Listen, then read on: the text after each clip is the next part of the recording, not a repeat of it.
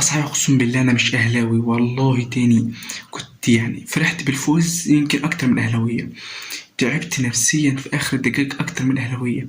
فرحة الفوز بتاع جون قفشه اقسم بالله عملت لي سعاده. الماتش هنبدا بس نتكلم في الاول. الماتش بدي غلط. كولر تشكيلته مش تمام كلها. انا كنت في الفيديو اللي عملته اللي فات كنت متكلم ان كهربا لازم يلعب، ولكن انت غيرت الصف كامل، غيرت طريقه اللعب. العيب مش في اللعيبه، العيب في الطريقه اللي انت لعبت بيها يا كولر. انت خفت، وصلت ده للفريق المنافس، الفريق المنافس حط عليك. لما بديت اول ربع ساعه كانت ربع ساعه جس نبض لقيك انت خايف.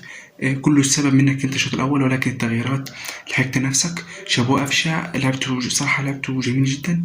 بالتوفيق للنادي الاهلي، مباراه كانت في قمه المتعه بامانه. طبعا هتكلم عن مباراه ريال مدريد برواقه كده ونعمل لها فيديو كامل 4 5 دقايق هنتكلم فيه بكل رواقه.